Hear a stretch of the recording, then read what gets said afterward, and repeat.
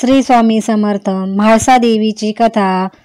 देव आणि दैत्य यांनी सागराचे मंथन चालू केले. या मंथनातून एक एक दिव्य अशा वस्तू बाहेर पडू लागल्या. यातून उच्च श्रवा घोडा, हलाहल विष, अप्सरा आणि अमृताचा सुंदर कलश बाहेर आला. हा कलश पाहताच देव आणि दैत्य झटापटी करू लागले, कारण अमृत पिण्यामुळे अमरत्व प्राप्त होणार. भगवान विष्णूंनी युक्ती काढली. त्यांनी एका सुंदर स्त्रीचे रूप घेतले. तिचे नाव मोहिनी. मोहिनीने आपल्या हाती कलश धरला. दैत्य तिच्याकडे पाहता पाहताच भान हरपून गेले. मोहिनीने देवांना अमृत पाजले. दैत्य तसेच राहिले. मोहिनीने आपली माया टाकून हे संकट दूर केले. मोहिनी अंतर्धान पावली. काही काळ गेला. भगवान शिवांना ते मोहिनी रूप पाहण्याची इच्छा झाली. ते विष्णूंकडे आले आणि म्हणाले, भगवान, आपले ते अलौकिक असे मोहिनी रूप दाखवा. भगवान विष्णूंनी मान्यता दिली. शंकर आणि पार्वती तेथे असतानाच विष्णूंनी पुन्हा मोहिनी रूप धारण केले आणि ते त्यांच्या समवेत आले. शंकर ते रूप पाहून थक्कच झाले. त्यांचे भान जणू हरपून गेले.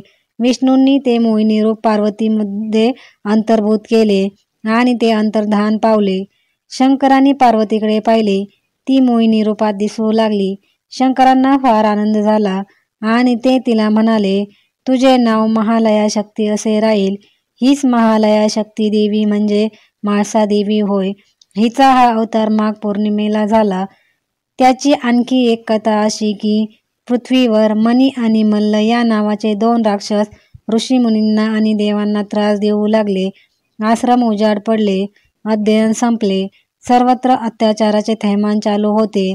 या अत्याचाराला आवर कोण घालणार? सर्व देव आणि ऋषीमुनी शिवलोकात गेले. तेथे भगवान शंकर पार्वतीसह आसनावर बसले होते. भगवान शंकरांची ज्ञान साधना चालली होती. पार्वती ज्ञानरूपा होऊन शंकराशी तन्मय झाली होती. तिचे तेज अलौकिकरित्या वाढले होते. तिचे डोळे चंद्रबिंबाप्रमाणे चमकत होते. अधूनमधून ती जगाकडे नेत्रकटाक्ष टाकी.